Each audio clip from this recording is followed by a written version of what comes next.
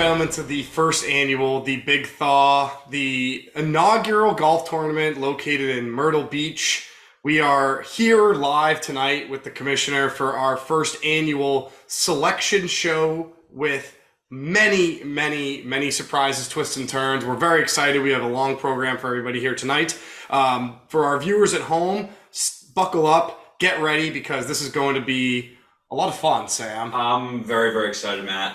Very happy to be here. We've been waiting all winter for this. We have been waiting all winter for this. And Sam, if you don't mind me, explain to us how you came up with this format, with this idea, with this concept, really, and just talk to us a little bit about why. We have our Memorial Day tournament, and it's all great. We love it.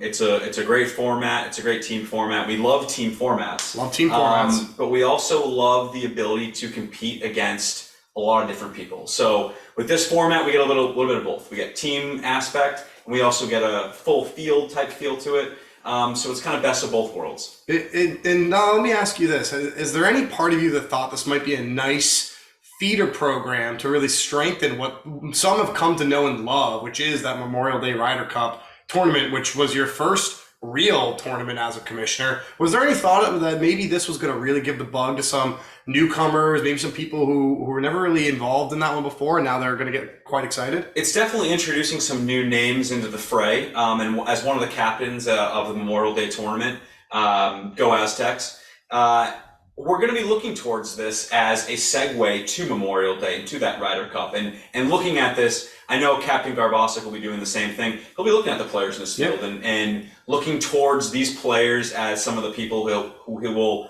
take with them to Turning Stone this upcoming Memorial Day. So it's got a lot of implications beyond just the Big Thaw. We'll also be using this as a barometer for both the Aztecs and Apaches come Memorial Day.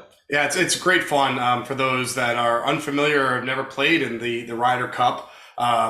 This is definitely going to be something that people are going to walk away and they're going to be looking for more.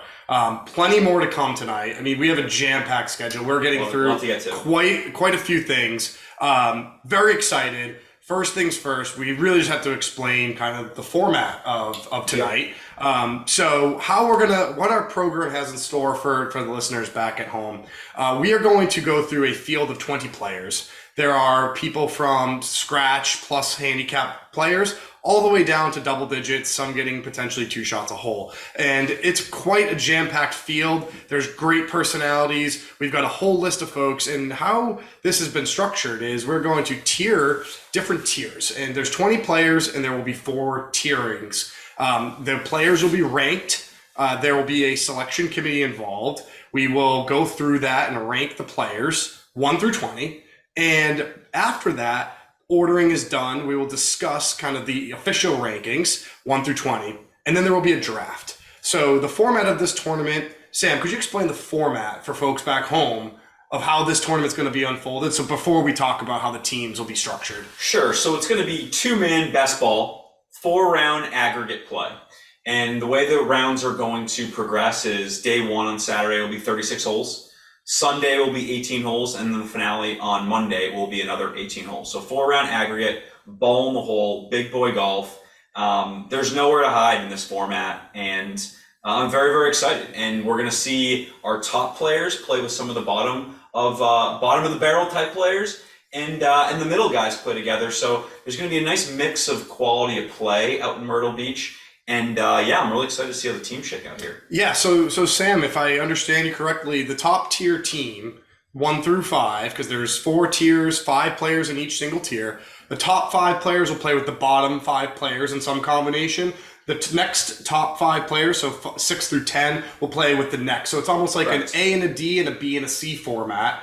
And how we'll be breaking that down tonight is we will be doing a draft, and we will be having live picks. And we will be calling people tonight live, getting their real-time picks. And how we will end up doing this is the people that are in the tiers, we will be putting on a wheel, and that wheel will determine the pick that they get. So if you're the number 1 seed or the number 5th seed, you have equal shots at having that number 1 pick. Correct. And we did this to be in the most fair way possible. Our first program will be the tierings, why we've selected them, and then the second part will be the very electric draft. Think NFL style, right? Somebody, Right. you'll be making a phone call, letting somebody know which pick they have, who's available left on the board. They'll be making their selections, and then this will all be released live to the public to let them know who they're playing with. Really. That's correct, Matt. Yeah, Yeah. very, very exciting. Awesome. I'm so excited, guys. This is going to be awesome. For the fans at home, this is once in a lifetime opportunity. Hopefully it turns into an annual opportunity for you to witness how we're going to do things tonight for the very first, the Big Thaw. Now, let me introduce the selection committee. So there was a lot of thought that went into the ordering of the players, who was going to be playing in which kind of tiers, if you will. And we developed a selection committee, or I should say the commissioner decided to create a selection committee. So Sam, maybe could you explain the format of that selection committee and who's making up that selection committee? Sure. So looking at the selection committee, I first of all picked myself. I don't think anyone in the field has seen all these players play as much as I have. I've got a lot of familiarity with pretty much everyone in the field, so I feel very comfortable in my rankings. I selected you as part of the selection committee. I feel you are a very fair and an unbiased person who we can count on to give very fair rankings, and it was pretty much a no-brainer to have you involved. For our third final selection committee member, I wanted to look outside the tournament. And, you know, it's great having all the people we do have in the field this year, but we're missing some people, sadly. Shout out to Joe Walp. He can't make it. He's an Apache, great player. A real shame. Actually, an invite was extended for Joe Walp to be part of the selection committee. Yes, there was. He denied. That's true. It's a shame. A shame. But our first choice, he probably would have been the number one ranked player in the field if he were to play, but he's too busy being a pro out in the West Coast. It's Ryan Toombs. Ryan Toombs. Ryan Toombs is our third selection committee member. It's an honor to have Ryan as part of the selection committee. You know, no one knows golf more than that kid does, and I wouldn't call him unbiased. He's pretty biased and sometimes can be unruly, out of hand. But we love him, and we wanted to incorporate him into this tournament any way we could. So Ryan is going to be our third and final member of our selection committee this year. And shocker for the fans at home, we actually have Ryan Toombs live via satellite on tonight's selection show. Ryan. There he is. Wow. Absolute pleasure to be here, boys. How are we doing? We're doing great. How are you doing, Ryan? Welcome to the first annual The Big Thaw Selection Committee. How excited are you? I am so excited and also a little big for full disclosure. We wouldn't expect anything different from you, Ryan. That's the best way to get you. Well, Ryan. Yep, shout out my man Jenkins. There you go. Well, shout out to Michael Jenkins. Yeah, shout out to Jenkins. Ryan Toombs. You probably would have selected Mike if you could have to play with, but we're going to get to our tierings very shortly. So for those at home, we independently, Sam, myself, and Ryan, took the list of 20 players in the field, and we really, really went through it hard. We labored. It was intensive. It was probably one of the hardest decisions that we've had to make. And we scored people 1 through 20, and we put them in the order that we thought made the most sense for the field. We ranked them based off of competitive golf, based off of handicap, based off of record in prior tournaments similar to this, maybe record in college, maybe record at country clubs. Maybe the Wollaston Invitational had some type of bearing on certain people's way they ranked folks. Type of quality of golf we can expect from them coming into the weekend based on where they are in the country, how much golf they're playing, how fresh they're going to be. Yep. A lot of different factors. Trending metrics. Trending metrics. Who could metrics. play under the influence better than others? I know with my model, trending metrics had a lot to do with it. Big time. And part of the country where people are located in had a lot to do with it. So a lot of different factors went into all of our rankings. So it's very extensive. Some decisions easier than others. Sure. Some a little bit tougher than others. And we're going to get to the bottom of all those tonight.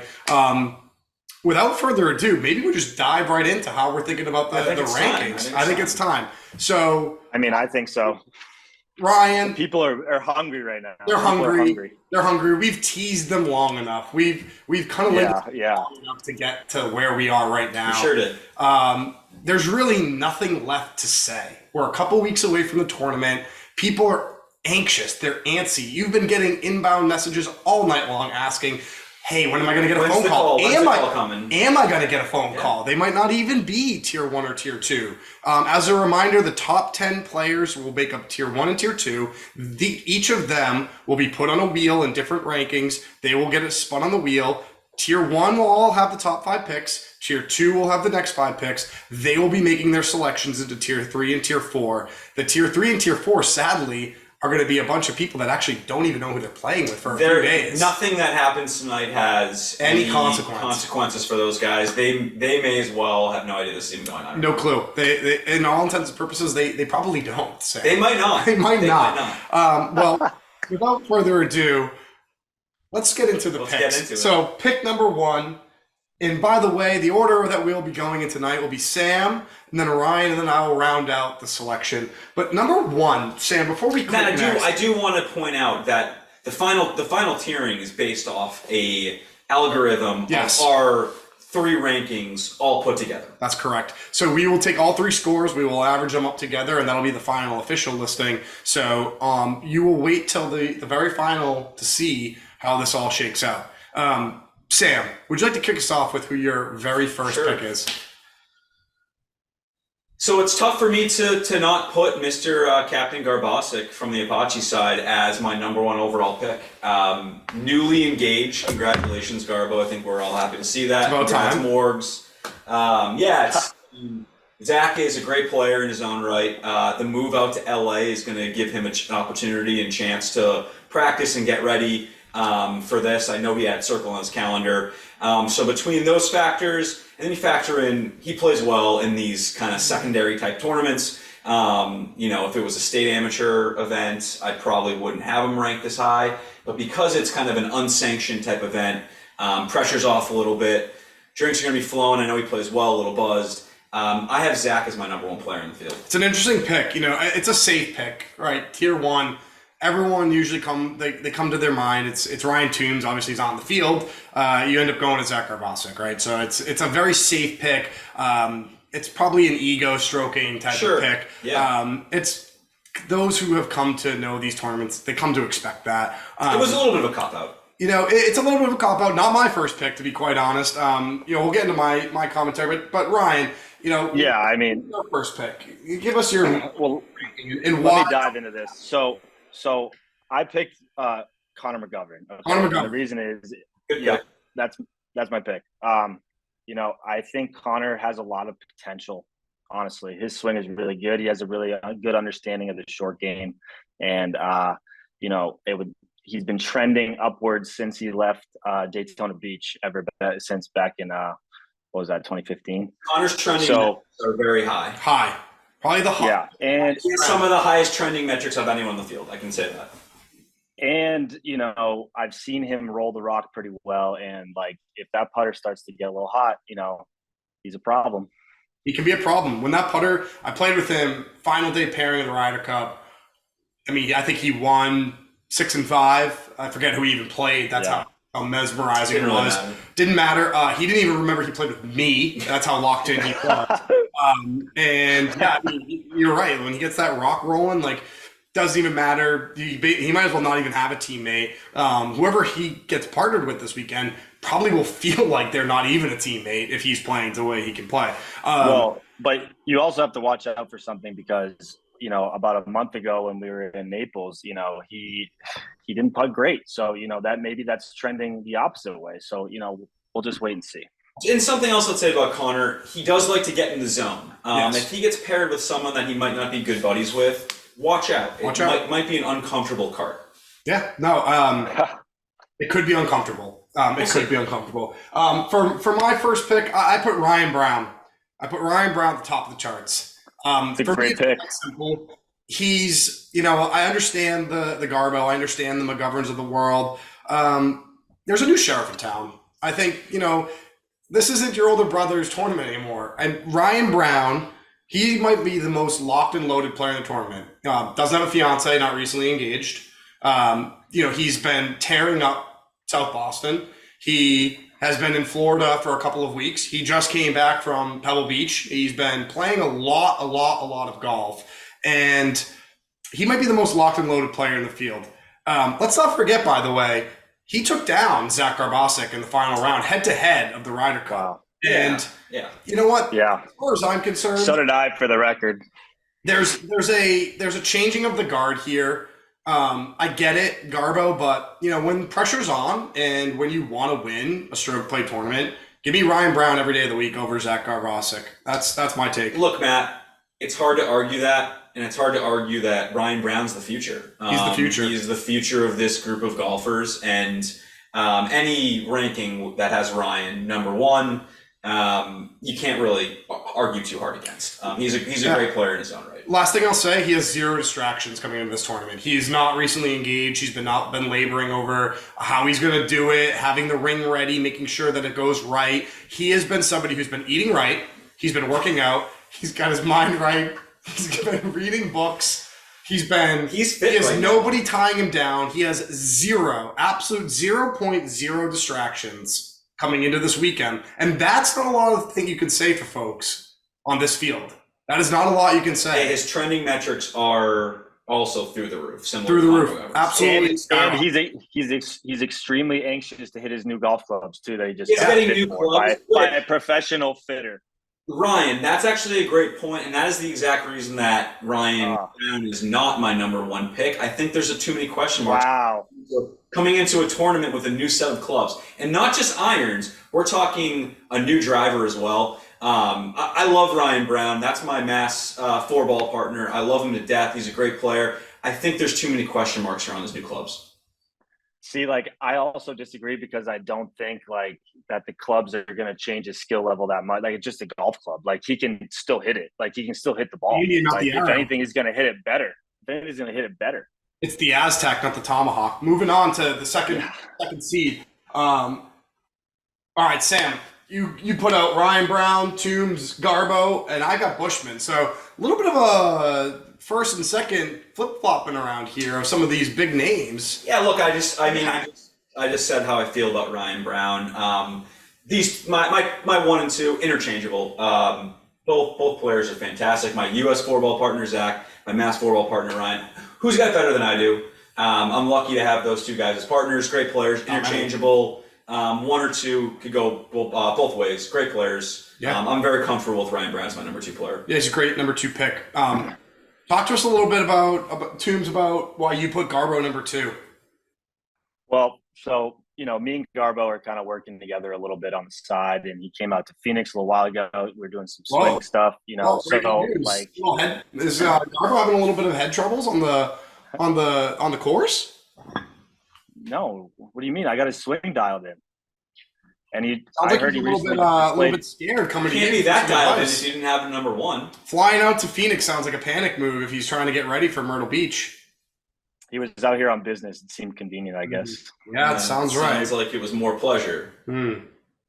Yeah, but anyways, he's swinging at it good. So, you know, but it's Garbo. I can't put him number 1. Yeah. Well, I mean, a lot of people could say that. Garbo not even making my top 2. So I got Kyle Bushman. I mean, talk about the most steady Eddie golfer there is. Like, has the capabilities of going low, really unrattled type of player. Somebody who's not going to get phased by people doing some crazy chicanery. Although, rumor has it that he's been having he has a new main squeeze. So what's concerning me about why he might this is news to me. Is it a main squeeze or is it an old squeeze repackaged as a new main squeeze? I think he went into he put something in the compost bin and grew something else as part of that soil. So he's plucked a fresh orange. Interesting. Kind of like a phoenix, if you will, right? Rising from the ashes. Wow, yeah. But the question that I had and why he might not have been higher is that going to create any type of distraction? Is this going to be a distracted Bushman, or is this going to be a super engaged Bushman? Only time will tell, but I hope that he has his mind right coming into this tournament. And time will tell, to be quite honest. But I mean, for our top 2, we're all over the board. No pun intended. We got to keep moving. I'm excited to see what's on number 3. Open up door number 3. And Kyle Bushman, Sam, Toombs, Ryan Brown, me, Connor McGovern. So pretty interchangeable names. Garbo, the only one that not to hit all 3 boards.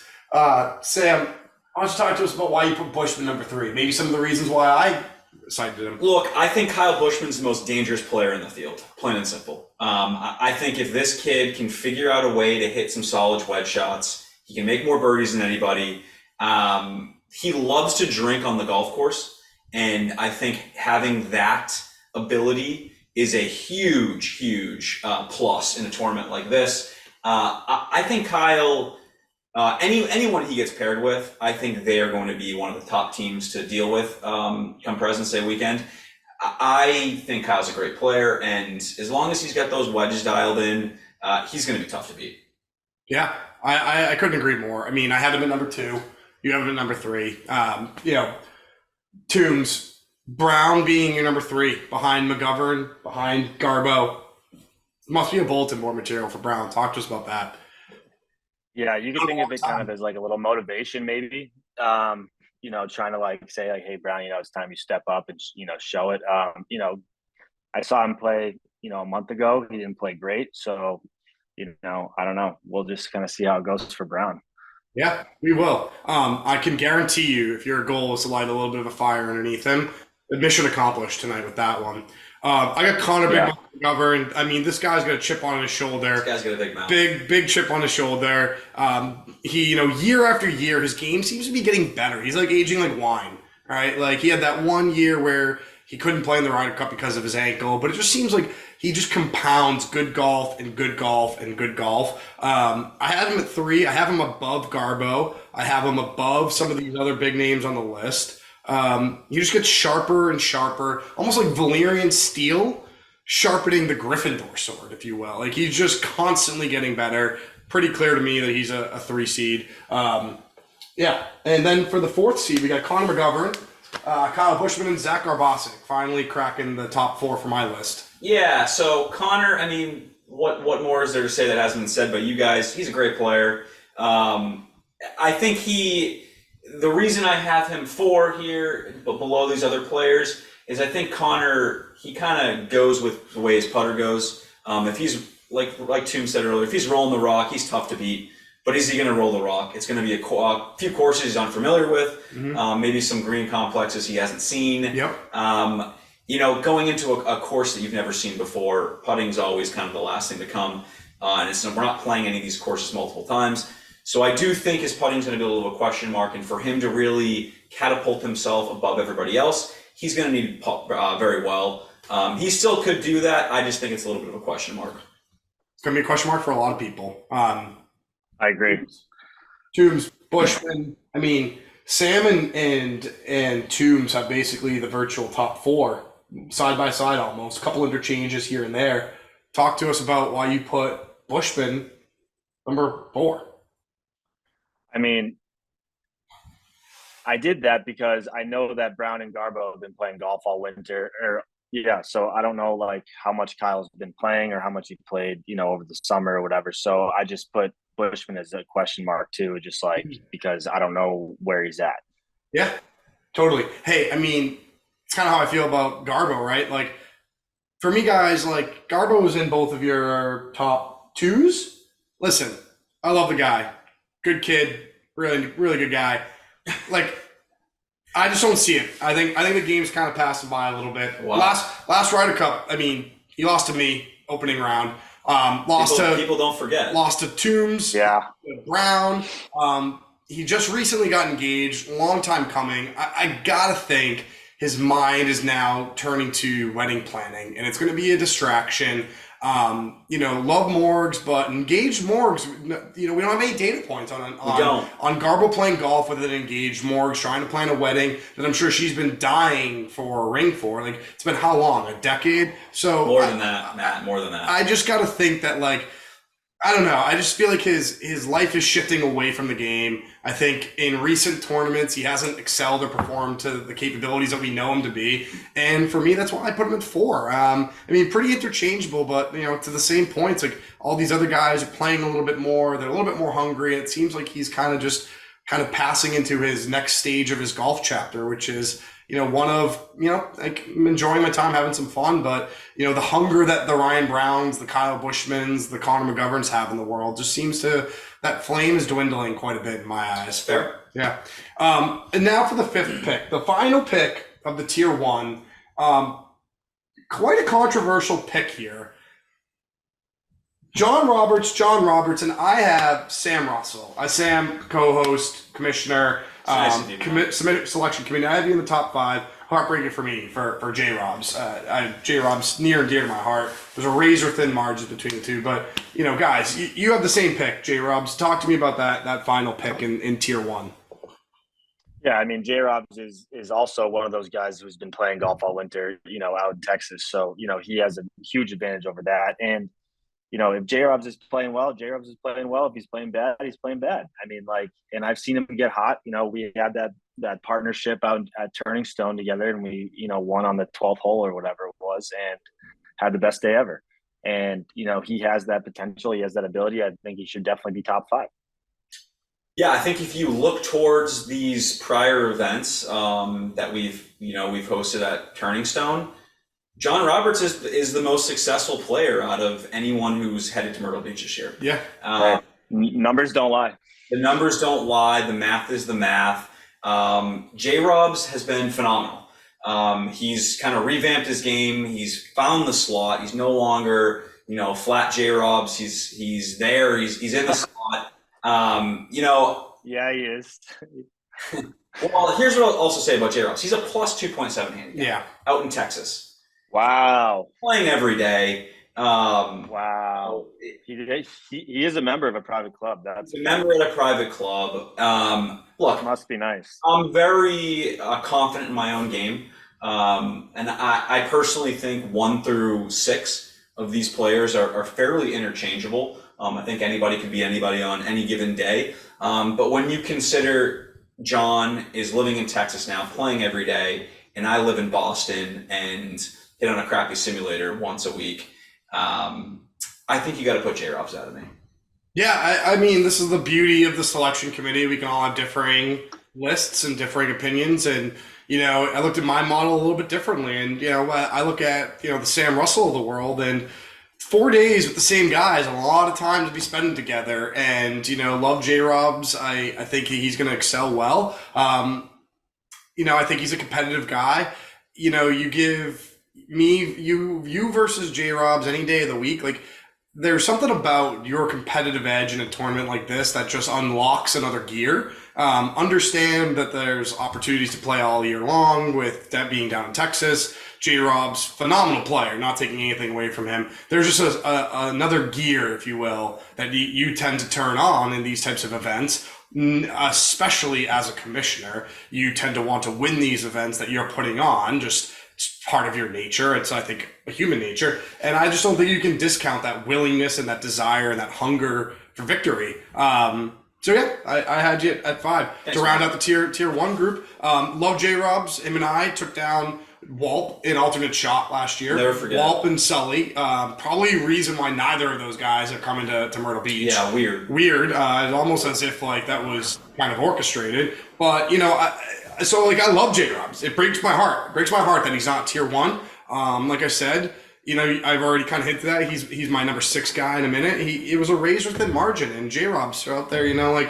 Love you, buddy. I have no love lost there. Just business is business, and that's show business. 6th seed, brand new tier. Probably not a shocker. We got Sam Russell, Toombs, and Sam. Sounds like J Robs versus Sam for that 5th, 6th seed was a real nail biter. Yeah, it sure was. Like I said, I think 1 through 6 here are fairly interchangeable. It's just a matter of who's playing well that day, who's kind of trending. Absolutely. So yeah, it was tough, and I could have put myself 1. I could have put myself 6. I'm going to be modest. I'm going to put myself 6th. It is what it is. I'll be happy with whoever I play with. I'll be happy if I'm in tier 1 or if I'm tier 2. It doesn't matter to me. I'm happy to go out there and play some golf and just be with my buddies. Yeah, and honestly, as you look at this, the 5 and the 6 seed almost don't even matter for the draft. Right. So it's you got those haters out there that might be looking at that. We're going to be randomizing the 5. So that has nothing to do with the order that you're in. Has really nothing to do which tier you're in. You're going to get, everyone's going to have the same shot at the draft pick. So, Toombs, why Sam 5 or 6? You're looking at it on the screen. Why not?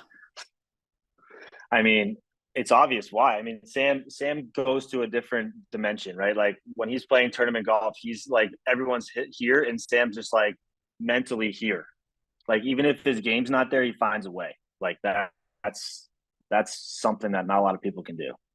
Interesting. That's why you put him behind J Robs. But I think it's for that exact reason that I put J Robs sixth. But like I said, love J Robs, heartbreaker for me at 6. Yep. I think this could be a debate for a decade as to the Sam Russell J Robs interchangeability between the 5 and the 6 seed, the tier 1, the tier 2. We could be having this conversation next year. We probably will be. Actually, we might not be if Toombs can somehow make a way out there, or depending on how Garbo goes, maybe he's fallen down the list even further for next year. Moving on to the 7th seed. Okay.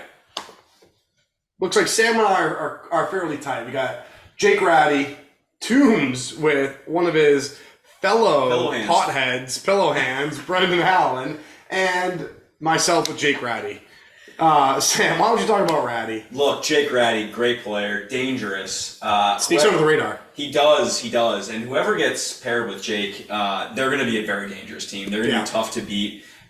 He's a great player, hits the ball a mile. If he can keep the ball on the planet off the tee, he's just as good as anybody. He sure can is. mix with anybody in tier 1. I truly believe that. So I think Jake is a dangerous 7 seed if he ends up in the 2nd tier. And I think he's a great player. Yeah, I mean, I couldn't agree more. I love Ratty. Poor guy. The only negative thing you can say about him is maybe he doesn't speak up enough at the clubhouse to get his food on times. Always seems to be the guy who just doesn't get his food order when it's supposed to be. Honestly, maybe too quiet. Really good guy. Not very humble. I like the humble. Love the humble pie. A lot of people in this field could take a dish of humble pie. Some people could take some pointers from Jake Ratty. A lot of people could take some pointers from Jake Ratty. I mean, he could give a clinic to this field on how to behave. True. Toombs, talk to us about Allen. I mean, so the thing is with Allen, right? I mean, everyone knows he's like Mr. 80, right? Like he just shoots 80 all the time.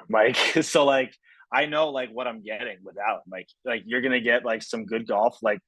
Decent golf maybe, but he's gonna shoot around 80, but not below it.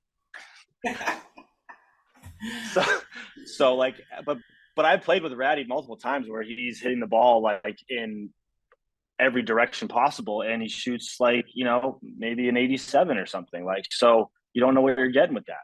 Yeah, no, I mean, consistency is key, especially in a stroke play event. This is not match play. This is match play. You might be seeing a total shakeup in this field. This is stroke play. Absolutely correct. Whoa.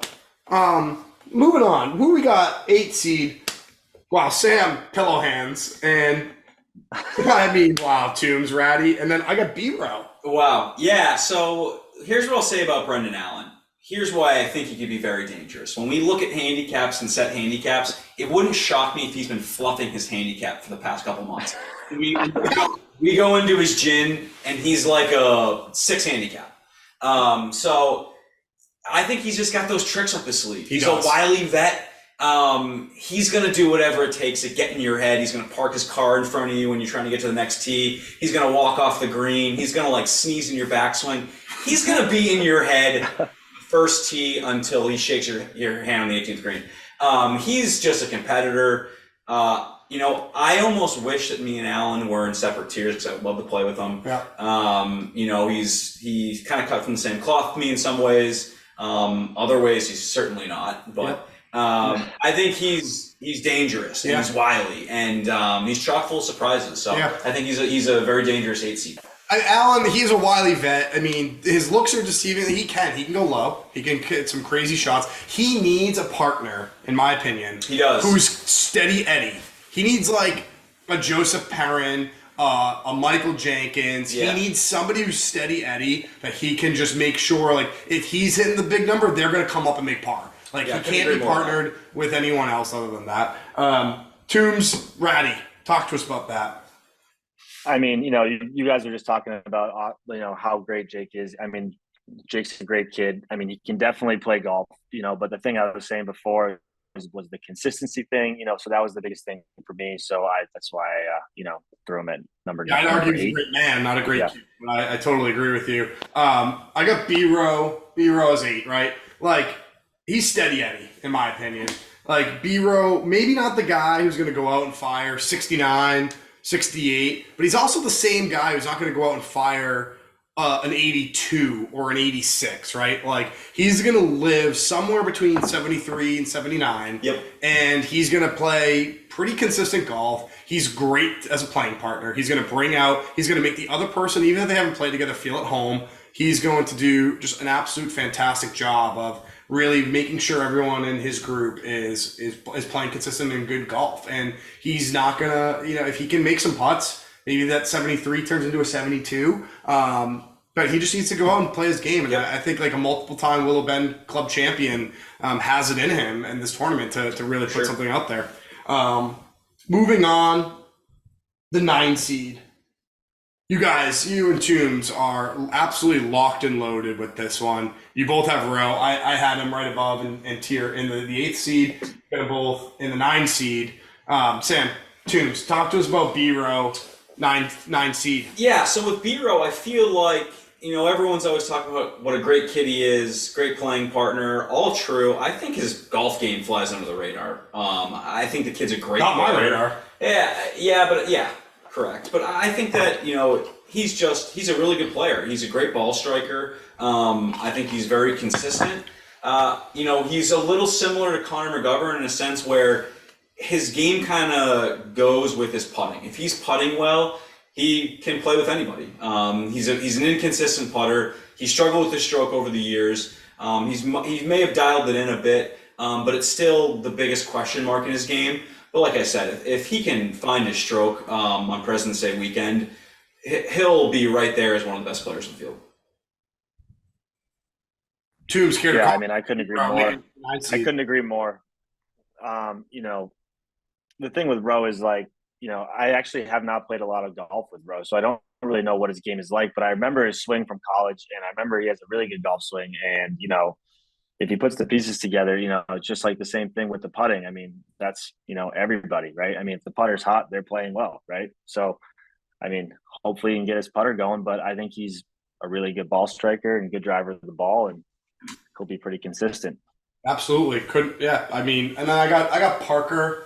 I got Parker in the 9 seed. Kind of killed me to put him above Allen. Allen, if you're listening out there, Ouch. Sorry to do that to you, but I mean, for all of Parker's faults, he's a good golfer, right? He can go out there, he can score, he can do some stuff. What are his faults? I mean, taking taking a skin from not actually putting a ball into the hole there in the Ryder Cup of years past. But wow. I mean, Parker, good guy. He's one who has fallen victim or tried to almost fallen victim to the Brendan Allen shenanigans. The sneezing in the backswing, asking about the sunglasses, asking him how far he hits the ball. He's like, oh, I think you might have just gotten to that bunker and it's 175 out. He's unflappable sometimes. And I think for someone like this, I could just see him being another consistent, similar to Rowe's game, very consistent, not going to make a big number, probably not going to shoot under par. But yeah, I got Parker there. Final number, the 10th seed. Looks like you guys got Parker 10. I do, yes. I agree with what you just said with Parker. I think if he can find a teammate that he can connect with, he's dangerous. He's a good player, but he needs someone by his side to kind of push him, motivate him, keep him in good spirits. He's a competitor. Parker's a competitor, and I love that about him. I'd love to play with Parker, to be perfectly honest. He'd love to play with you. I think we'd be great teammates, both competitive dudes. And like I said, I just think it's going to depend on his partner, who he plays with. He could be a force. Him and whoever he plays could be a force this President's Day weekend. Absolutely. No doubt about it. That's why I had him in 9. Yeah. Toombs, talk to us. As our resident pro, what do you see in Parker that puts him just on the cusp of potentially, was at any point in your mind he an 11 tier 3 guy, or was he always right there in the 2s? Well, I mean, I think that Parker is actually a pretty good golfer. I think, his swing is okay, but, he does find a way to get it done, which, is respectable for sure. And we've gone through our tips in the past and different things like that. But, I just had to look past that and, give him that number 10 spot. So. Hey, totally understand. For me, Allen rounds out tier 2. Like, I think we're all pretty much in agreement. The tier 2 is pretty consistent across the board. Maybe J-Robs and Sam interchangeable, but like for the most part, we've got a pretty consistent tier 2. Listen, guys, nobody, maybe behind Sam, but nobody's a bigger Allen guy than the three of us. I love Allen. I think Allen's a phenomenal guy. Couldn't believe it when he showed up to the Ryder Cup 2 years ago. It was like I'll be shocked if he shows up to Myrtle Beach. I hope he does, but nobody is a bigger Allen guy than me. But listen, like I said earlier, this is stroke play. Give me Allen in match play any day of the week for the same reasons you guys said. He's a gamesman. He's a showboater. He tries to get somebody's head. He can play under the influence. He's gonna steal a couple Coors Lights from the drink shack and put them in the cooler and giggle on the way of like, look what I just got. Like, he's an all-time guy to play with. Yeah. He's phenomenal. He's got pillow hands. He can get up and down. He can just go in and just run a match, right? He can bully people into strokes. He can bully people into just giving putts, right? Putts, yeah. He's just a true gamer. But this is stroke play. Yeah. Gotta wonder. You gotta wonder if he still has the beard. I hope so. Pillow hands, if you're out there listening, please know this had nothing to do with you. This had everything to do with the format. I'd take you on my team 10 out of 10 times and twice on Sunday. Stroke play is a different animal for me. That's the only reason you're lower on the list. Match play, you're ahead of all these guys. Moving on, tier 3, first pick. Wow, Sam, D-Man. You know that we're not playing in Wollaston, right? Yeah, so here's my thing about D-Man. Another grinder, someone I really respect. He's got tournament golf experience, which a lot of these people we're going to see in tier 3 don't have.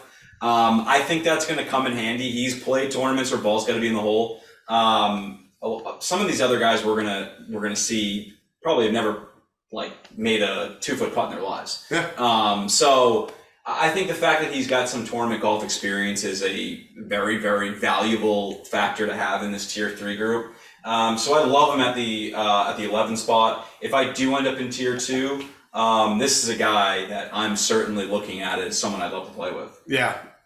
I mean, Toombs, you and I are on the same page here. Joe Perrin, Joe the Juice Man Perrin. For me, this one was a little tricky. I hold a lot of respect for Joe. I love his golf game. Fresh off of some nuptials, right? He just got recently married. Congrats. Joe Perrin can go one of two directions. He has the ability to take any tier 2 guy all the way to the championship and win this tournament. He has the game. He has the ability. He has all the tools and all the weapons to partner up with any one of these 5, any combination of who we have, and really, really do some damage in this tournament. He also, on the other hand, though, has a very big ability to kind of tune out, right? Kind of not take his foot off the gas, get a little bit distracted by some of the golfers he's playing with. Maybe he's oogling and ogling over Garbo's swing. Maybe he's getting a little bit too comfortable with Brown and watching him play, right? He can get a little distracted in these types of events, and you just really got to wonder which gear and which game is he going to bring? Is he going to bring the Joe, I want to win Perrin, or the Joe, it doesn't matter, we don't need to win, I'm happy to be here type of Perrin? Time will tell. I still think he's a weapon. I think he's number 1 in the tier 3s by far. Couldn't agree more. Yeah, it's difficult to say on paper, but like I said, he has the ability. Tubes, anything to add? Well, I mean, I just know from my experience with playing with Juice. I mean, one, once he gets the cigar going, you got to watch out. He is also like the best teammate because all he does is try to just, bring their partner up, right? He just pumps you up, and that's a great thing to have in a partner. And, he has to get that first spot in tier 3. Absolutely. Totally agree. Moving on. 12 seed. Sam, you picked Joe the Juice Man Perrin, Toombs with Mike Jenkins, and I got D-Man. Yeah, so I mean, I agree with primarily everything you guys just said about Joe. Another thing I'd point out, I think he's one of the best shot makers in the whole entire field. Yeah. And I think with him getting somewhere in the 5 to 7 strokes, that's a real weapon to have. Yeah. He he can hit shots that make you say that kid's a plus handicap. Yeah. But it's a consistency. It's the motivation. It's the drive. It's the playing hard and ball in the hole when he's 7 drinks deep. That we still need to see if he can perform at a high level. Totally. And like you keep bringing up, this is stroke play. Stroke play. You're not going to get those 3-foot putts. Nope. You're going to have to finish him out. And while I think Joe is a phenomenal player, I think there's some question marks around whether he's going to have the motivation for 4 straight rounds and whether he's a ball in the hole guy. Will he feel bad about leaving 2 dogs behind with his most recent wife? That will be on his head, his mind. His wife back at home, his dog's back at home. How's he going to respond to that? Yeah, how's he going to handle news popping up over the weekend? You know, Toombs, talk to us. You got Jenkins. Yeah, I mean, me and Jenkins, we just met each other last year at Turnstone. Immediately hit it off. The guy just has one of a kind attitude, and when he has the right partner, if they're gelling, he can also get hot, and he's a pretty good putter, and he just gets on the green, hits the ball pretty well. I think he can make some putts and cause a problem. Totally. And he's going to be extremely excited for this. He's dying to get there. Literally dying to get there. Like literally. Yeah. So, and he wants to be there. He wants to be there. This is his Super Bowl. Super Bowl. Yep. Super Bowl 23. Michael Jenkins. I got D-Man. Listen, nobody can grind quite like D-Man. But if you guys will just allow me to be provocative for just a moment here. D-Man, sure. This isn't Walston. And the reason he's a little bit lower on my list is, does he have the distance to really carry a tier 2 guy and go low and score birdies? Match play is one thing. He can grind. He can get up and down. He can put the pressure on. He can make pars. He can make his fair share of birdies. Is he the type of tier 3 guy to really elevate a tier 2 guy's game to the next level with as far as he is off the tee? And I don't know. And it's a good question. It's a great question. We haven't announced the yardage for what we're going to be playing at yet, so that could be a big factor. At full handicap, I would hope it's the tips with this type of group. Moving on, we're on to the 13th pick. I mean, these guys are starting to just get interchangeable. People are going to start to think that we were kind of colluding in advance. This is how tight these rankings are. Yeah, look, Mike Jenkins, there might not be a bigger grinder in the field. There might not be another player who's as motivated as him. Coming off his rookie season at the Ryder Cup, I think he's got a little bit of a chip on his shoulder. I think he's going to be a weapon, and anyone that gets paired with him out of that tier 2 group is going to have a great teammate. And I wouldn't be surprised if a lot of money goes in on whatever team Mike Jenkins is on. Oh, I totally agree. I got Jenkins, but talk to us about D-Man, Toombs. Well, I mean, you guys have also, talked about D-Man in the past here. And, I think D-Man is, he has that tournament experience. He plays at Wallaston all the time, which is great. I've never played there, but, he plays a lot of golf in the summer, and, he's always a pretty good partner to have. And he's a great time. Yeah, recently moved in, I think with his it looks like him and his girlfriend are really progressing along nicely. I'd love to see that. She seems like a sweetheart. Yep. Love to meet her one day. Yeah, I'm sure he's hoping that the Dolphins are going to make a run, but we'll see about that. Yeah. I mean, Jenkins. What could you say about the guy? What else? What else is there to say? Like, here's what I'll say about Mike. Mike showed up to Ryder Cup last year without knowing virtually many people in the field. Maybe you could count on one hand, if that, maybe 2 fingers, the amount of people he knew. And he shows up, and did he go undefeated at the Ryder Cup? Pretty close. Pretty close. 3-1 or undefeated. The question mark I have, and the only reason he's not a little bit higher on my list, is I hope that he translates his excitement from last year and can carry that and bottle up and bring it to the tournament this year.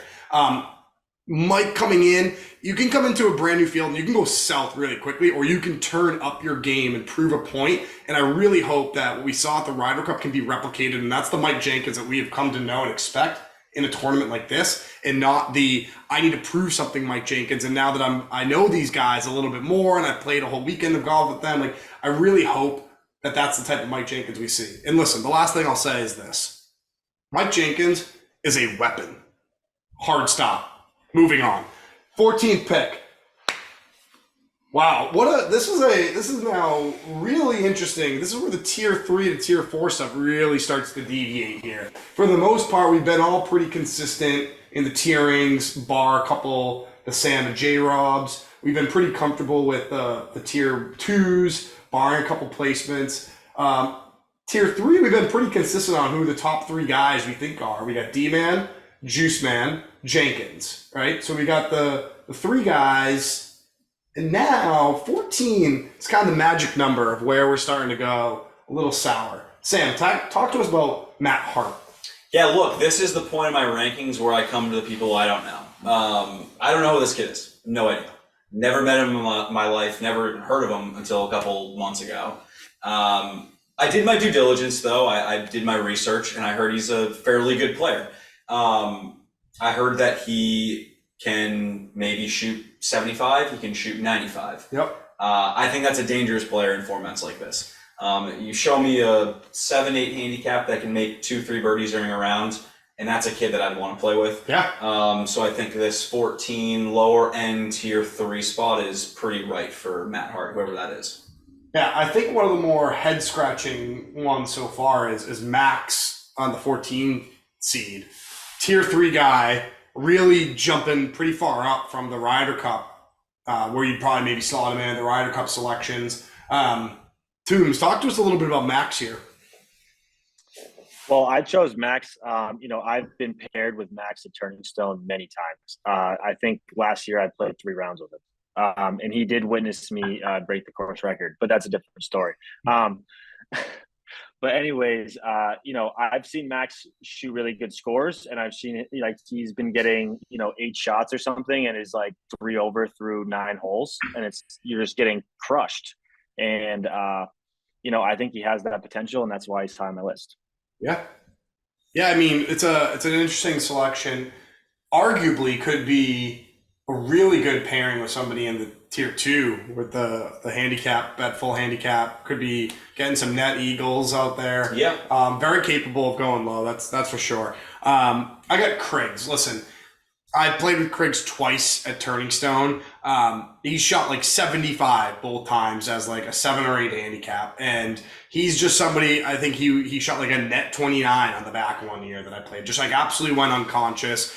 He's the type of guy that you put him and he has a great round. You put him with like a J Robs and that could be an unstoppable force. You put him with a Sam Russell, that could be phenomenal. You put him with a B-Row, a Brendan Allen, a Jake Wright. The combinations are endless with Craigs that you can really unlock some really good value, some really good tournament golf when you put Craigs on somebody's team. So, I mean, that's why I've got him at 14.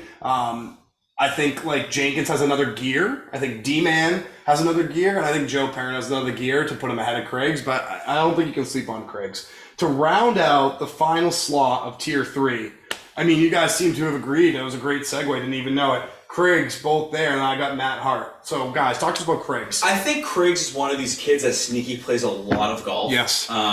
He plays a ton of golf, and to your point, it feels like Turning Stone every year. He's playing good, and he's getting a point or two.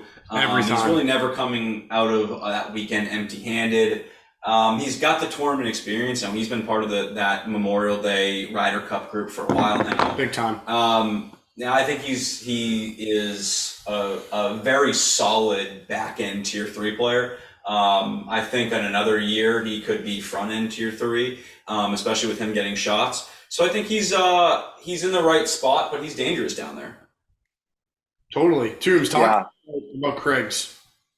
Yeah, I couldn't agree more, Sam.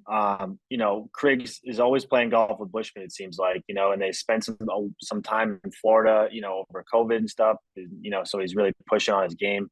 I think Craigs is, he's a good player. He's a great kid, great attitude, and he'll be a steal. Yeah. I got Matt Hart, 15th seed. Just want to read off some stats for you guys. 27 games played, 175 batting average, throws righty-righties, Varian Brothers, good kid. Played baseball at Bryant. I mean, it sounds like a good tier 3 guy. Don't know much about him, but if he's an athlete and can go and play baseball at Bryant, I think he could come out here to the field and be dangerous. So that rounds out the tier 3 guys. I think we moving might on. to just unveil all of tier 5 at the same time, to be honest. Nope. We're going to go one by one on tier 5. All right. We got. Okay, yeah. So, Scalp, good old Scalp. Good old Scalp. A rookie season. This is the first time he's been invited to one of these trips. I'm excited he's part of it. He's a great kid. He's an electric rod. I don't know what you're going to get out of him on the golf course. I don't know. I think I've seen his swing on Instagram on like a weird like story post or something, and it looked a little like shaky. I've heard he's good. He wears like the Ricky Fowler hat sometimes, that's just classic Scalp. I'm excited to have him there. It's going to be interesting to see how he plays, how he performs, what type of mark he makes. I think there's a good opportunity for him to be part of this field, and maybe get an invite to Memorial Day if he plays well. I know Captain Garbosic will watch him closely. Yep. So we'll see what happens. Absolutely. Yeah, I got Max. Toombs, talk to us about Matt Dotia. Why is he 16 seed? Yeah, we don't have enough time for that. But anyway, I mean, Matt, we play golf. I mean, you're a great guy, I guess. Moving on, 17 seed. Sam, looks like you got Max. Yeah, Max. Great guy, great kid. One of my favorite kids who comes on this trip. I mean, just an awesome guy. And I feel like he's one of these kids where if he's in the zone, if he gets matched up with a Garbo, say, who I know Garbo's going to have his eye on him, that will be a dangerous team, him and Garbo. Very, very dangerous. If he has that partner kind of pushing him, kind of helping a little bit with course management, Max could be tier 3. He could be somewhere in that 14-15 range. So I think if he gets the right teammate from tier 1, I think he's going to be a weapon. Yeah. Toombs, talk to us about Matt Hart. What do you know about him? Literally not one thing. Yep. Makes 2 of us. I think I read Brian Baseball stats for him in the 15 slot. I put myself 17, put myself behind Max. Only data point I have is like me and Max went head-to-head 2 years in Ryder Cup and stroke play, and I lost him on the 17th hole. So really hard to put myself above somebody you only have lost to once. So hopefully I can be a weapon to somebody in the tier 1. Wow, Sam, put me like lower. So Matt, here's what I'll say about you. You can make a birdie on all 18 holes in the golf course. Yeah. You might make a few triple bogeys might be in your pocket for 9 holes. But if you get paired with anybody from that 1 through 6 group, whoever ends up in tier 1, they're going to be happy to play with you. I know that. So I think you getting as many strokes as you do with the ability to make a birdie on any hole that you step to the tee on, you're going to be a great teammate in this, and you and your teammate will have a chance to win this tournament. Yeah, we certainly will. Thank you, Sam, for the kind words. I got Scout. What's there to say about Scout?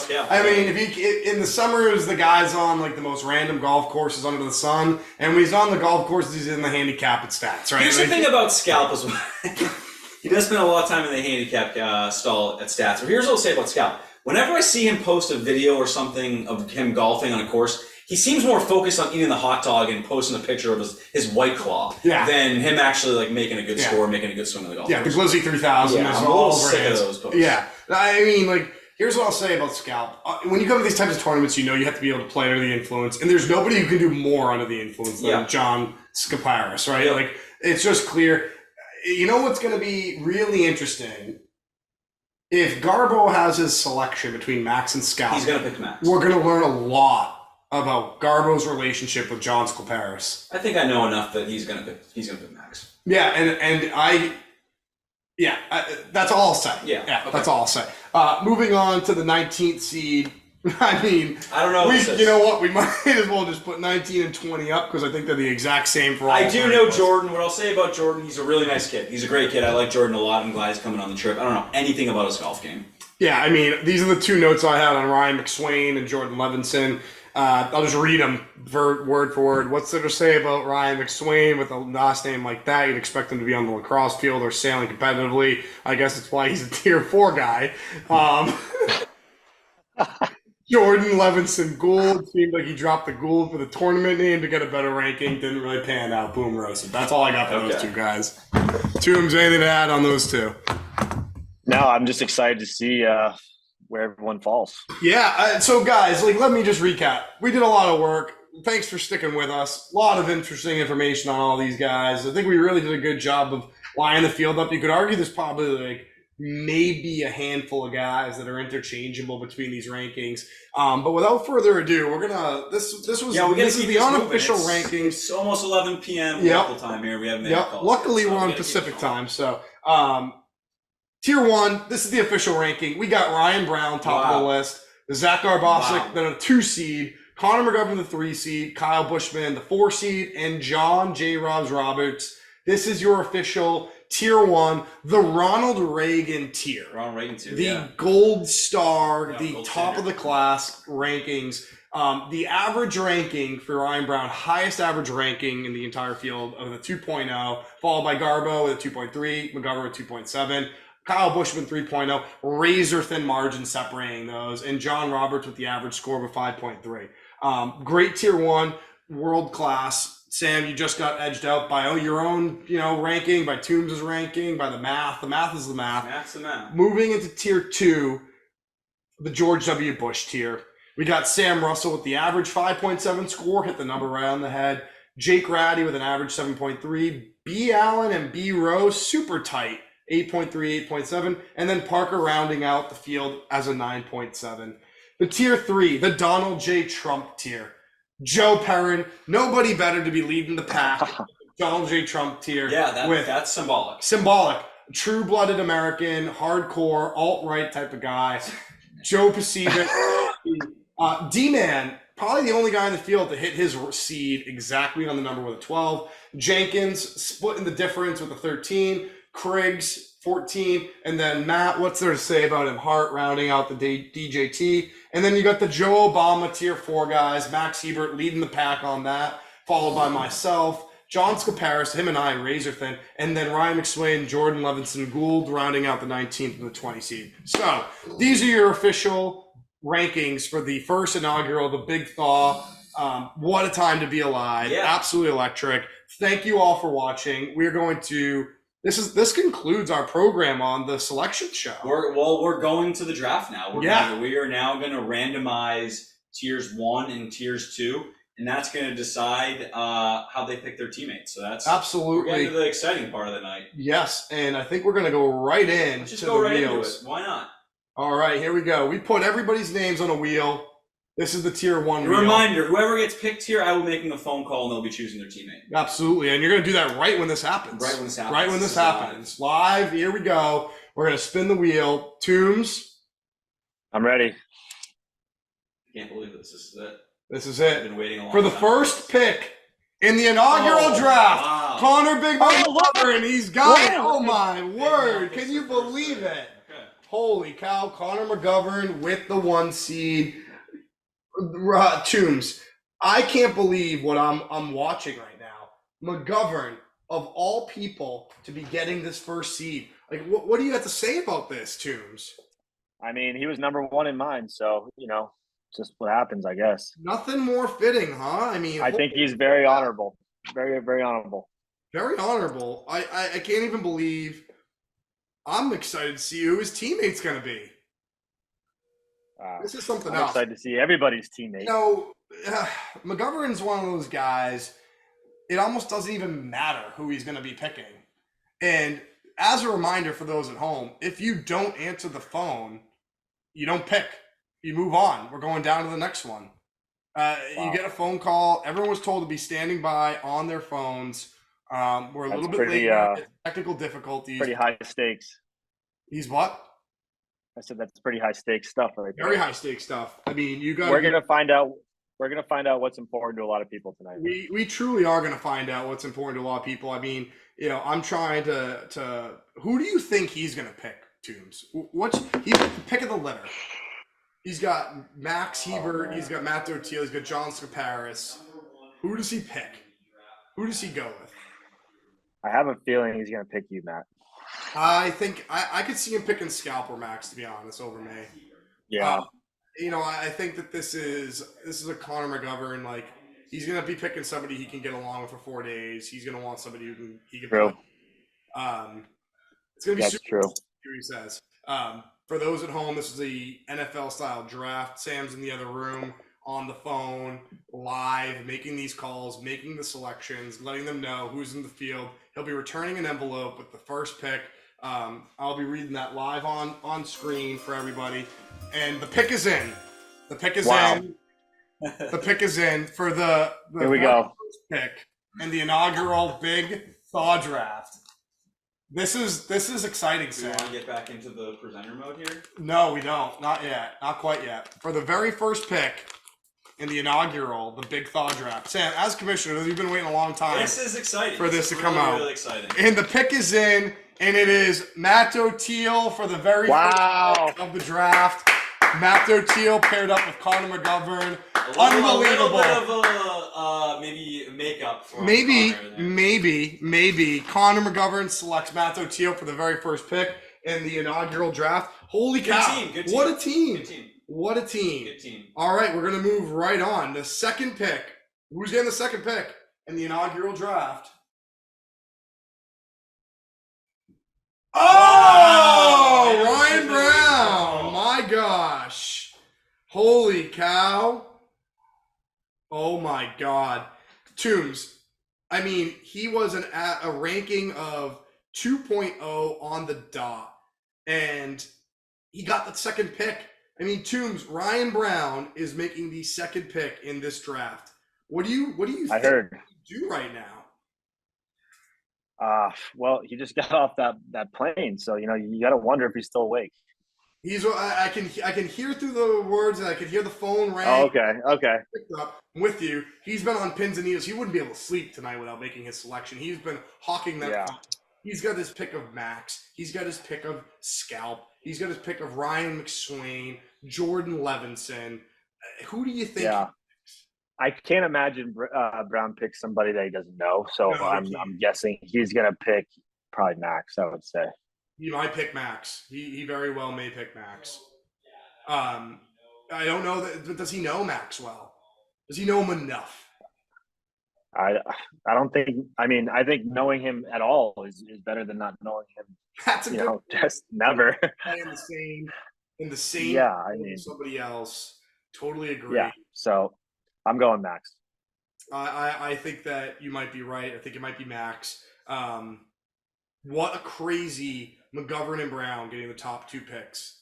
I mean, Yeah, that was. spinning of the wheel, absolutely unbelievable. Like, I don't know what else there's to say. Let's not shy away from you also being a part of the first pick. Okay. I know, let's not. But and I think officially the pick is in. The second pick. Wow. Here we go. Draft.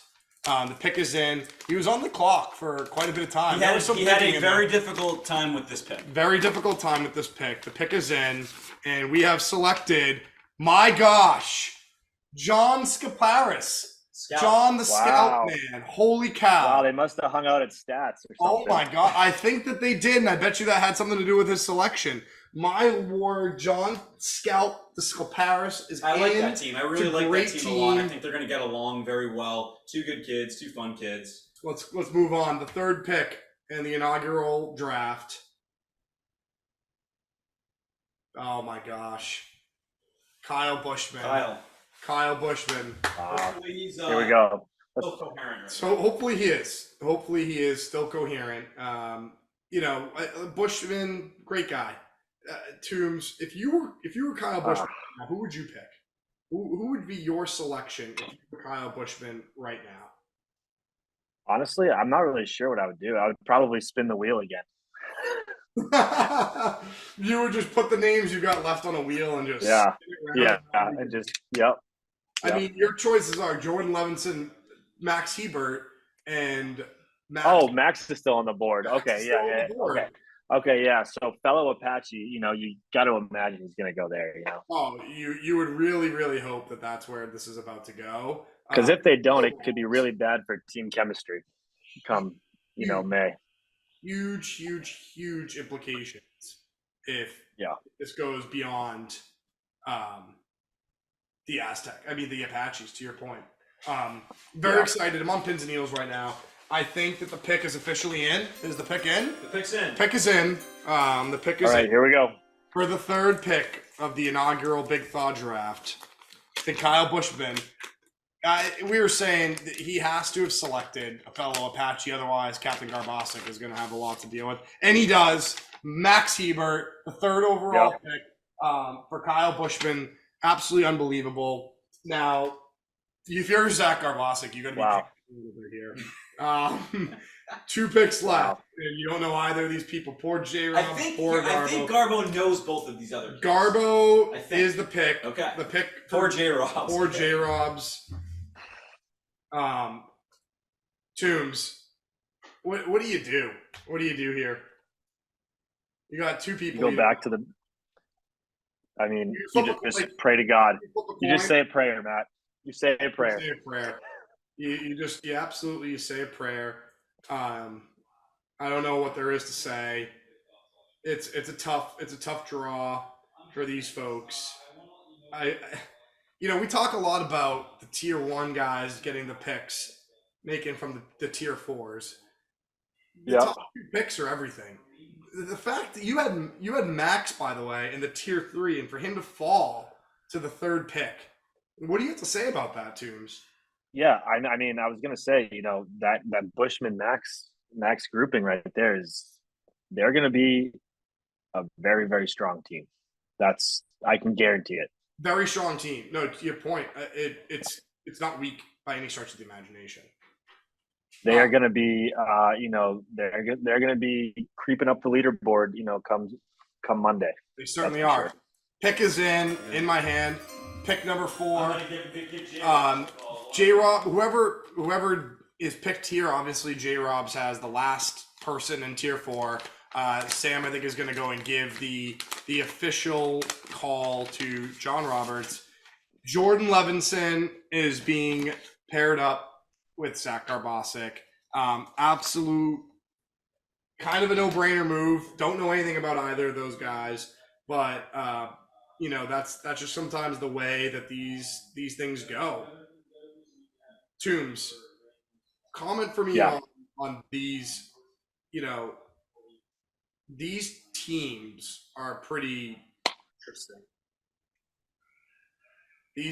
I mean, it's going to be really interesting to see the teams where nobody they don't know each other, because you just never know how you're going to mesh. You just never know. I totally agree. Totally agree. J-Robs is in great spirit. He's very excited to play with Ryan McSwain. That's a good team. Don't know anything about Ryan, but he's a lucky kid getting to play with J-Robs. Lucky kid. The tier 1. Ryan might be in like. Tier 1 teams are official. Talk about it. The tier 1 teams are official. We're gonna put them up on the board in a moment. Sam, there are some weapons in the first grouping. Yeah, looking at these teams here, with Connor having the first pick, I think he made a great choice there. I think that team, between the chemistry and the quality of play, that's going to be a tough team to beat. I love the Ryan Brown, John Scalparis team. I think that's a dynamic team. That's going to be a fun team to play with, whoever gets paired with them. I don't know much about the McSwain Levinson's game, but I love Garbo and J-Rob's team. So I think all 5 of these teams are good.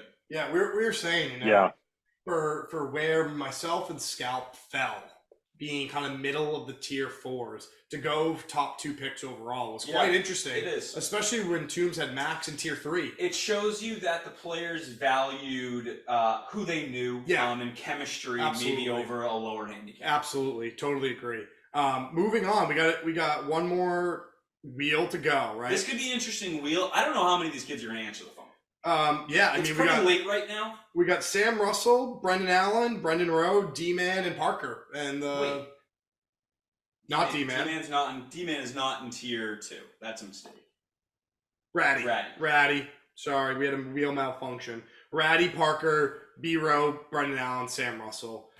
Spin the wheel. Here we go. Wow, I'm nervous. Yeah, you should be. It's not going to be me. Nope. Wow, Brendan Rowe by the skin of his chinny chin chin. Let's see if he is. Wow. Let's hope Brendan Rowe answers. This could be devastating. This could be absolutely devastating. Toombs, talk to us a little bit here about who you would select if you were Brendan Rowe. Oh man, that's a tough question. I mean, you can't go wrong with the Juice Man. Can't go wrong with the Juice Man. Not even remotely close. Not even remotely close. Can you go wrong? I mean, personally, if that was me, I'm picking Juice Man or Jenkins all day long. So you kind of have to. Right? But I'm a big, it's just all about the vibe. All about the vibe. You need to pick somebody that you're comfortable with. You'd be picking Juice Man or Jenkins. Sent to voicemail twice. We will move on. Sent to voicemail twice. Wow. All right.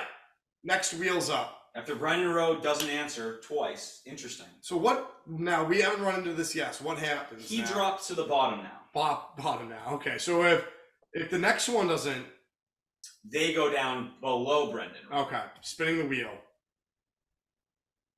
Anticipation's killing me. Wow. Wow. Ratty. Wow.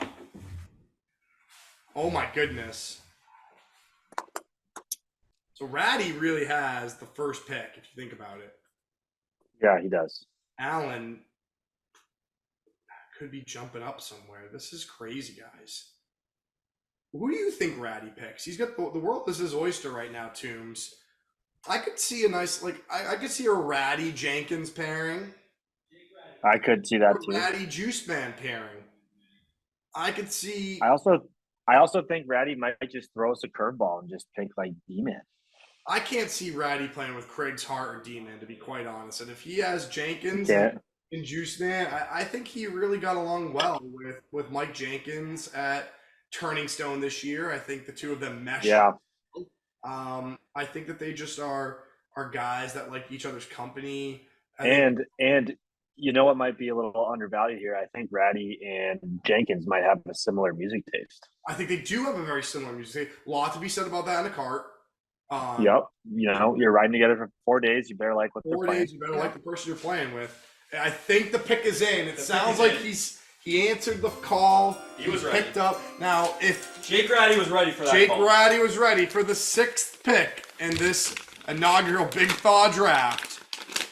Jake Ratty, we were saying we think he picks, and he does, Ryan Toombs. He picks Michael Jenkins, the broomstick man himself, the Nimbus 2000. They love the same type of music. They're just, you know what? We were saying about Ratty earlier.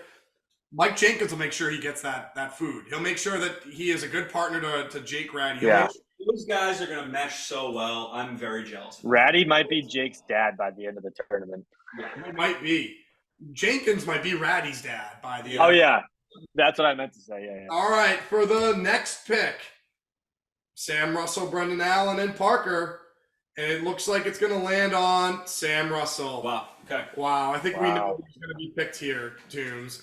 This one doesn't have much of a chance. Yeah. I think he's going to go with Joseph Perrin, the Juice Man. I'm putting it on the board. I'm locking it in. I've put this one. I know how this story goes. If you're Brendan Rowe, you don't give Sam Russell this chance to go after the board, moving up a slot. He made a nice trade. He called B-Row twice. B-Row nowhere to be found, nowhere to be answering. The pick is in. If this is anyone other than Joe the Juice Man Perrin, we got a lot of things wrong. The world is on its head. Russia's bombed Ukraine. We're back to square one. The pick is in for the 7th pick. Sam Russell has selected, without question, Joe the Juice Man Perrin. He needed him by his side. He wanted him by his side. It feels like Christmas morning, Joe Perrin slipping to me in that spot. I want to thank Brendan Rowe for not answering the phone tonight.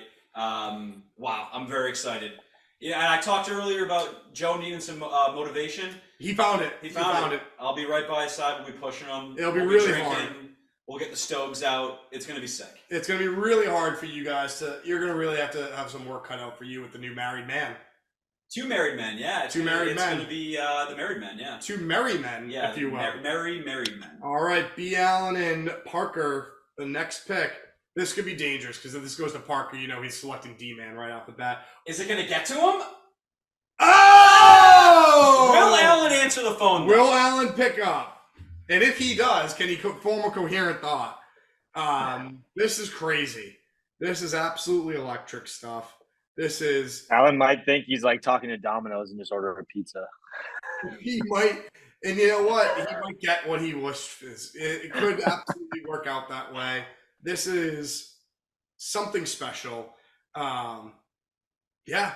I'm not really sure. I would just like to comment. About the Sam Russell, Joe Perrin team, and I probably going to be the most bet on team in the whole entire thing, if I were to guess.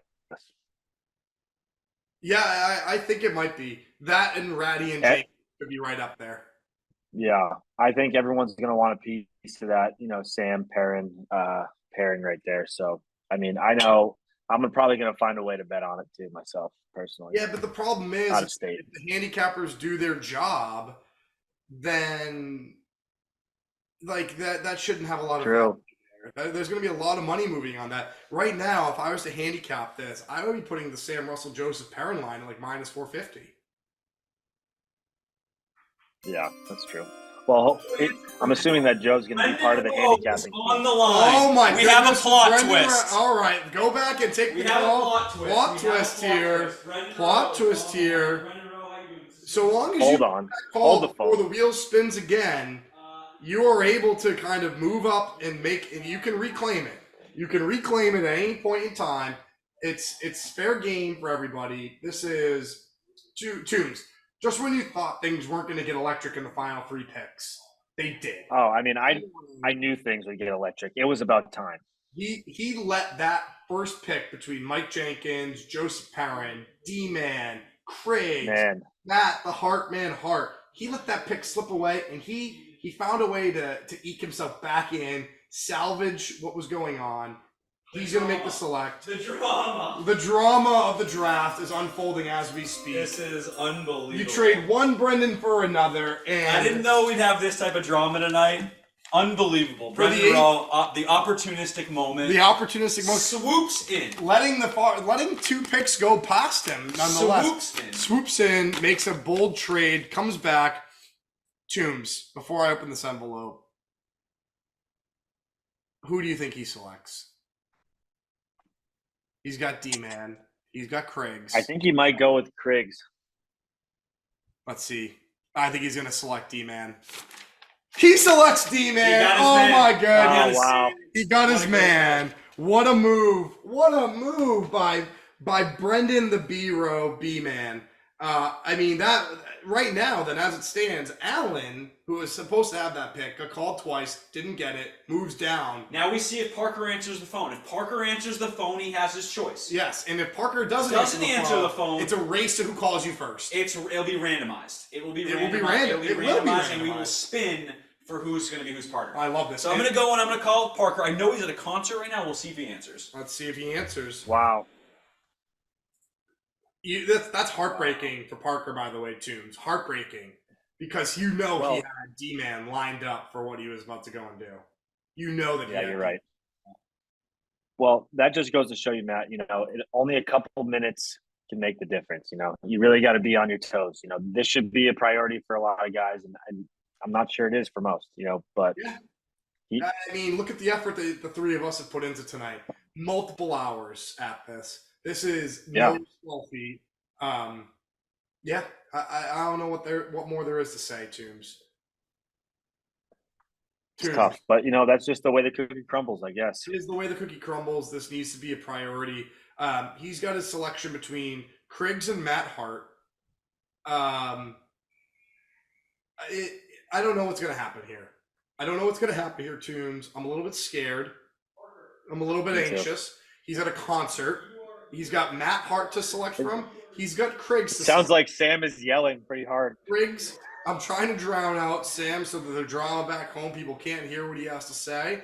I think he selects Criggs, a fellow Apache, somebody he probably knows fairly well. To your point, there's a lot of people that are picking for chemistry, and I could just see this as a good opportunity for for Parker to kind of go with somebody he knows. Yeah. You know, I think there's nothing wrong with that. I think that that's something that most people have been doing tonight, Toombs. Most people have been going with that approach, and it's been paying off. I can't blame him. You know, I mean, team chemistry is, you know, you can't really fake that. You can't fake that. You can't fake it. I'm going to go ahead. I haven't heard anything. I have a very funny feeling we're going to get a Kriggs and we're going to get a Matt Hart. Final 2 picks of the draft. I'm putting it on the board now. Hopefully I'm wrong. Who knows? I think he's going to select Kriggs. The pick is in. The 9th pick and effectively the 10th pick of the draft. Parker John Cusack selects. Oh my God! Shocker! A shocker! A total shocker. He selects Matt Hart. My goodness! Whoa! Doesn't know who Matt Hart is. He's played with their fellow Apaches. What the drama! Wow! I am shocked. I am stunned. I don't even know what to say right now. Color me stunned. I don't even know. Captain Garbasic. Dude. Captain Garbasic's going to have to get a hold of that locker room. I think Brendan Allen might have just got away with highway robbery, walking away with one of the best tier 3 players. With arguably one of the best tier 3 players. My goodness. This is the board as we have it. Holy smokes. We've got Connor McGovern paired with myself, Matt O'Teal, the number 1 team overall based off of just selection. Here are the teams, huh? The Ryan Brown, John Scalp, the Scalp Man, Scalparis, Kyle Bushman and Max Hebert, Zach Garbasic, Jordan Levinson Gould, John Roberts and Ryan, the Yachtsman McSwain, followed by Jake Ratty, Mike Jenkins. We're going to talk about that one. Sam Russell, Joe Parent, an all-time classic. B-Row and D-Man. Talk about your 2 guys you'd never bring together. Parker Cusack. And did he have too much with Matt Hart? Guys, I'm stunned. I'm not surprised. I don't even know what to say I'm right stunned. now. I'm absolutely the drama. It's insane. Where do we even begin? I think you got to look at a couple teams here. What pops out to me is the Jake Ratty, Mike Jenkins team. I think those 2 kids complement each other very well. Their games complement each other very well. I think they're going to be one of the favorites right now.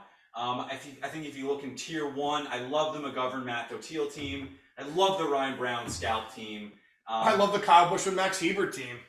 Yeah, to be honest, those first 3 teams in tier 1, I think are the cream of the crop in tier 1. And then I look at these, there are a lot of good teams, man. There are a lot of good teams. Listen, it's really hard to say where do you even start in the second selections. Like, well, I think Brendan Allen, Brendan Allen, like I said, highway robbery, walking away with Kriggs, not answering the phone, not even being able to make a pick, and ending up with Kriggs. I think that might be the steal of the draft. The last pick in the draft might end up being one of the best picks. And he backed into it. It was absolutely out of nowhere. It was handed to him on a silver platter.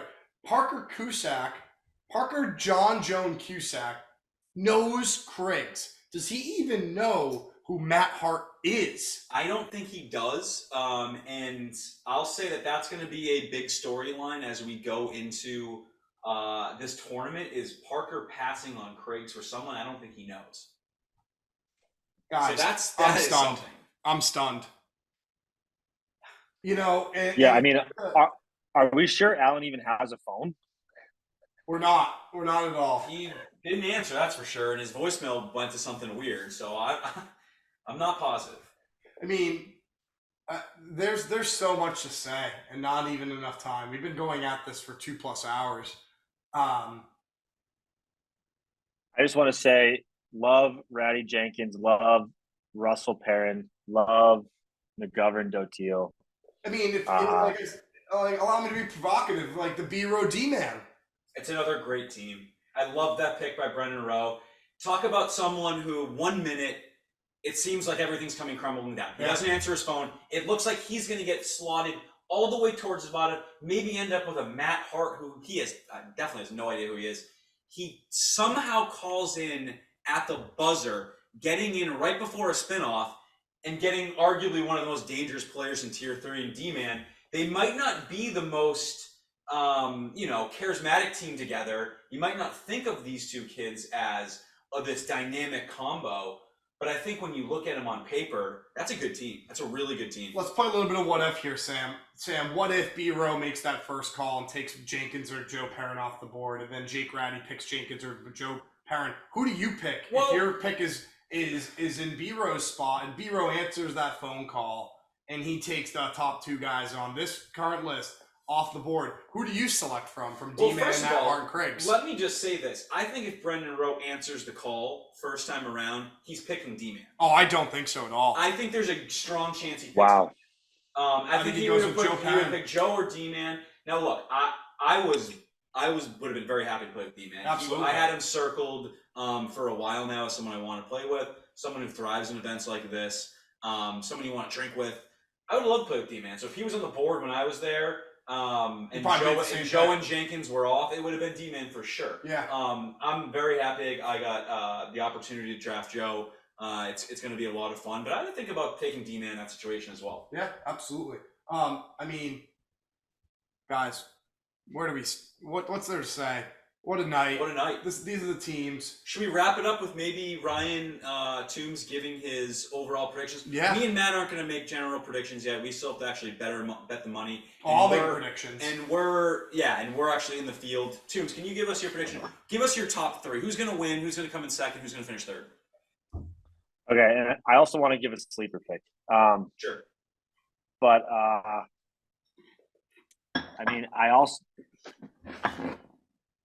I can see McGovern and Dotillo coming in second.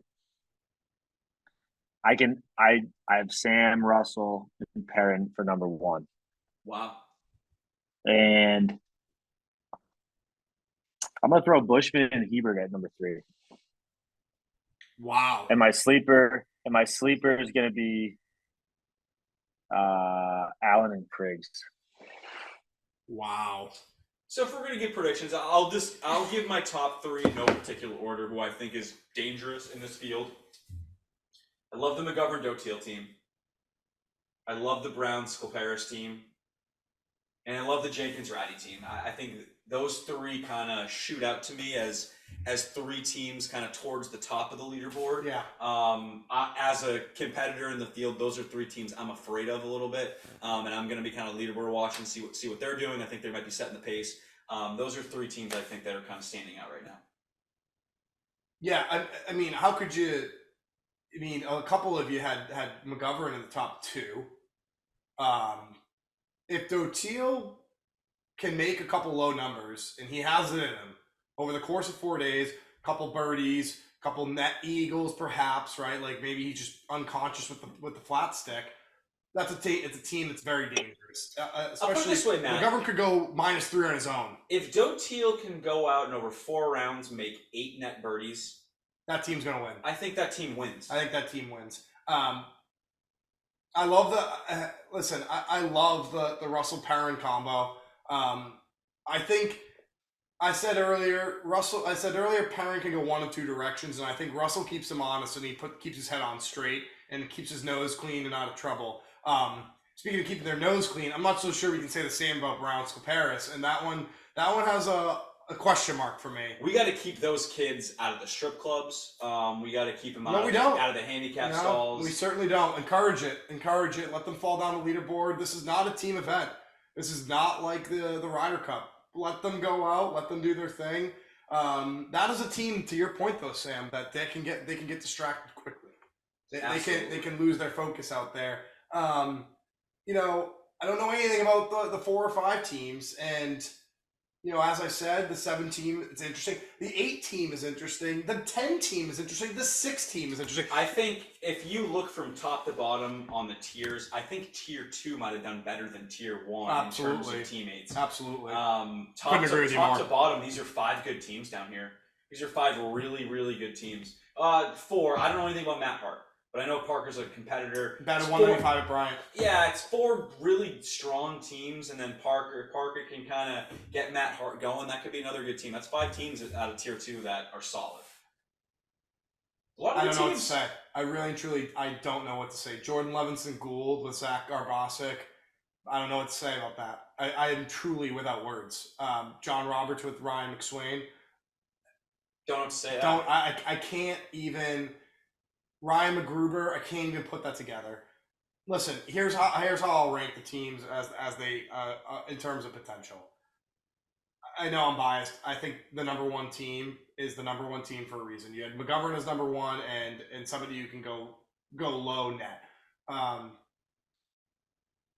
I put Ratty and Jenkins. I think that is a dangerous team.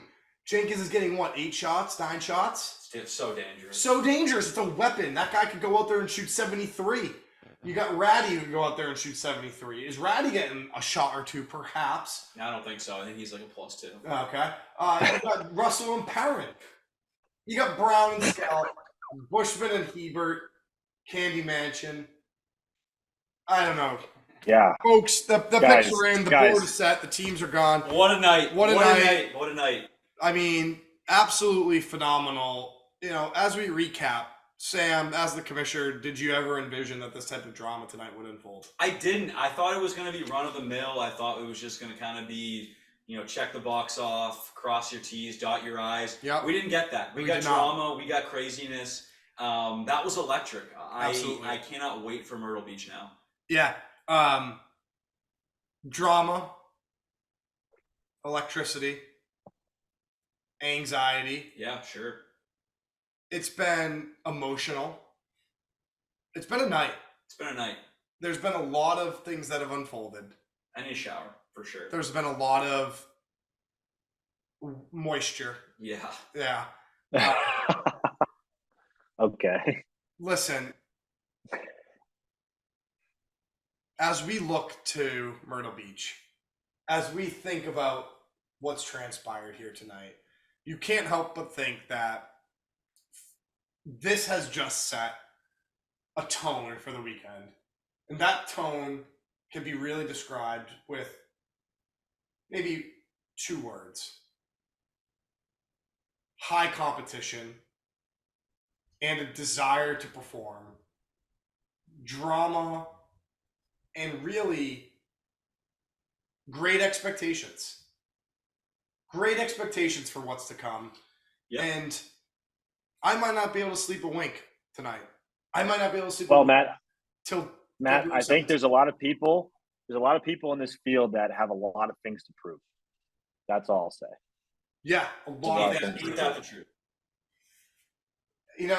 I'm very excited this is a great honor to be on the selection committee. This was a great honor to be a part of a night like tonight. Sam, as commissioner, leave the fans, leave the field, leave the teams with something to think to as we get towards Myrtle Beach. Look, I think Myrtle Beach is right around the corner. I think this next month is going to fly by. I think people need to watch this and understand. They need to get to the range. Yeah. I think just the drawing of the teams is going to increase the awareness that, look, this thing's right around the corner. Yeah. It's time to get going. It's time to get ready. Time to prepare. If you go into Myrtle flat-footed, you're going to get left behind. Put some inserts. And that's kind of my main takeaway here is the road to Myrtle. It's not only started. We're going like 90 down the highway to Myrtle right now. Yeah. We're almost there. This is a Formula One car driving all the way down. Yeah, absolutely. Road trip. Ryan Toombs, any final thoughts before we send off the evening and send it back to the studio? All I'm going to say is I need the Golf Genius ID so I can stay live updated on all these matches. But I think you guys are set up for an incredible event, and I wish I could be a part of it. Hopefully next year I can swing that, and you guys are going to have an awesome time. And Toombs, thank you again for being a part of the selection committee. I know the time and effort you put into this night as well. To those watching at home, thank you all for your attention. We hope you enjoyed tonight's program. This draft has been awesome. This has been fantastic to produce and be a part of. The teams, the drama unfolded. The teams have shaken out in ways we probably couldn't imagine. Some predicted well, others unpredictable.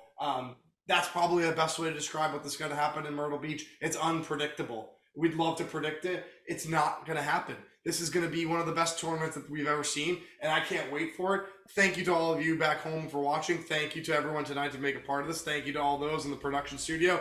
Signing off here for the first annual of the Big Thaw. I'm Matt Dotier with Commissioner Sam Russell and Selection Committee Ryan Toombs. Thank you all for joining us. Until